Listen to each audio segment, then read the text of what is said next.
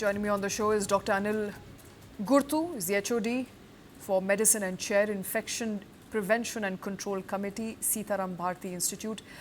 Doctor, thank you very much for taking time out. I have to ask you, as we are reporting a surge in cases in Delhi, in Kerala, in Andhra, how scared should one be today?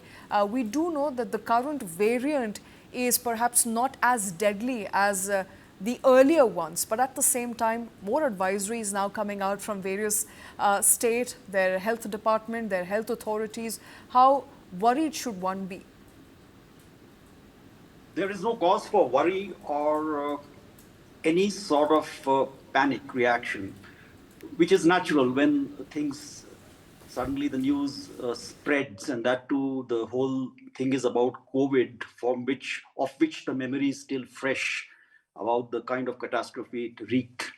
So its natural emotional reaction to that plays up is panic and a lot of fear, which erupts. However, to moderate this fear, we have to place the current variant in a proper clinical and epidemiologic perspective, which is very clear to begin with what you yourself just said, that it is a milder variant. Where has this variant come from? Of course, the Wuhan SARS-CoV-2 is the original this thing, but from there, the Omicron is the one that is its direct ancestor, which led to JN2 that emerged sometimes in August 2023. And from JN2, the subvariants have proliferated up to the present moment. The All right. unique feature, the All right. unique So, feature of what is the present variant, sir, and how infectious or deadly is it? it is infectious in the sense that it has around 30, it has accumulated a cluster of 30 mutations within it, which make it rapidly transmissible through evading our immune systems and our immune memory. So it is in that way infectious, transmits very fast, person to person to person to person, that way. However, being more infectious, it is also mild.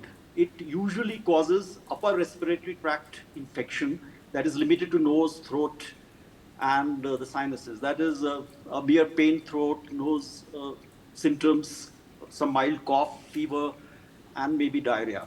It Okay. doesn't usually spread deeper into the lungs to cause pneumonia, unlike the original variants, which cause so much of medical distress. All right. So to that extent, it is expected to spread very fast and very wide, but cause mild and milder symptoms, mostly upper respiratory tract All right. colds and I want to talk a little bit about symptoms, sir. I think it's important for our viewers also to perhaps be able to figure out some of these symptoms if they are experiencing, what to do about it. So as you mentioned, mild respiratory symptoms, which could include cough, fever, diarrhea. What are the symptoms to watch out for?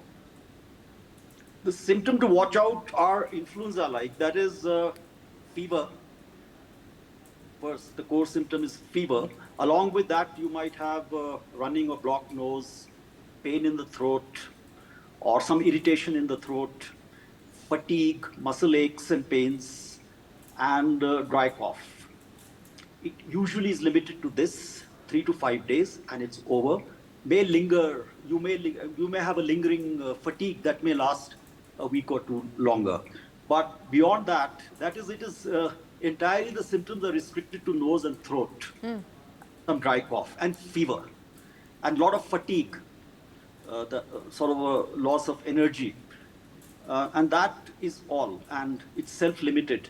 Only those people who may have pre-existing comorbidities like especially diabetes, chronic lung disease, chronic kidney disease, chronic heart disease. So people with such chronic diseases like diabetes and heart and lung and kidney, they may be slightly more vulnerable Okay. to its seriousness.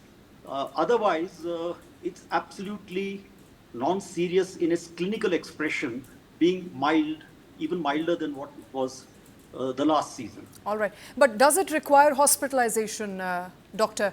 Dr. Gurtu, does one need to hospitalize themselves? So from my understanding of what you're saying, if you are a healthy individual, the symptoms may subside in a while, but if you have some pre-existing conditions or you're finding it difficult to treat at home, should one seek hospitalization? Not in the ordinary course of affairs. If one is unwell, one should stay home and not mix with crowds in closed spaces or at workplaces.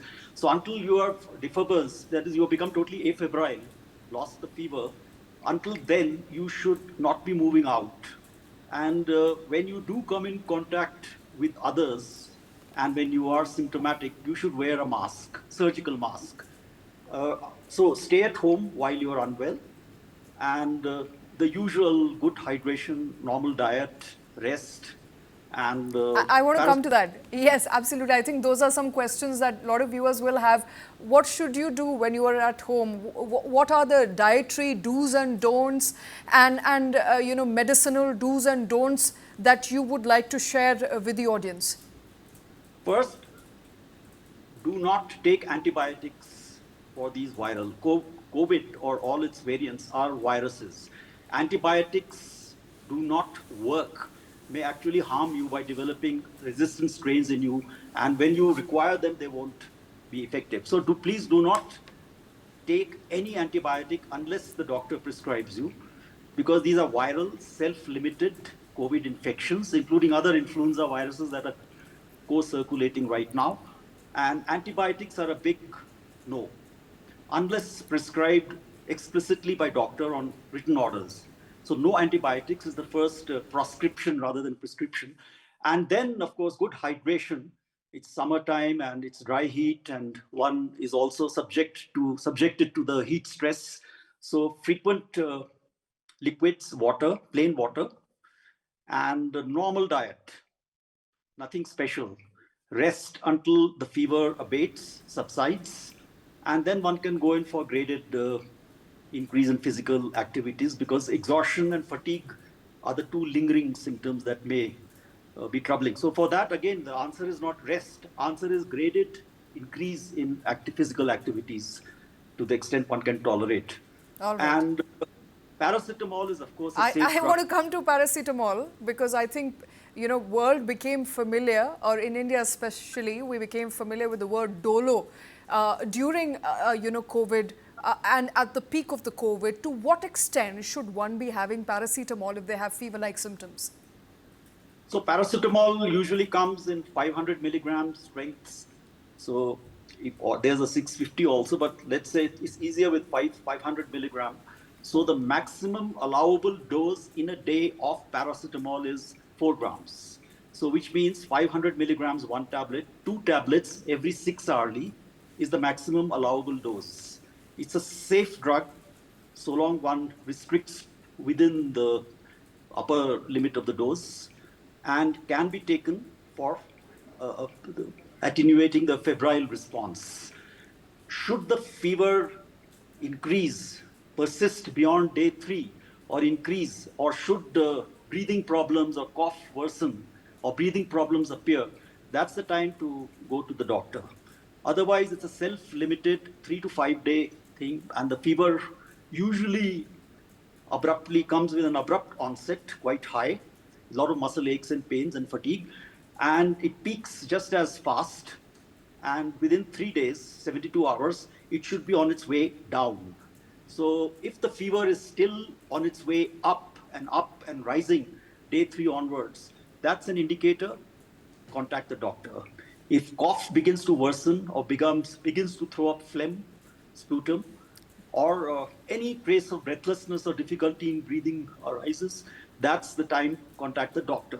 Otherwise, it's a self-limited, no need for hospitalization, no antibiotics, rest, hydration, paracetamol, hope for the best, stay at home so that you don't transmit it to others, mask And how long to stay at home? I mean, what would it be the time period for isolation in this case?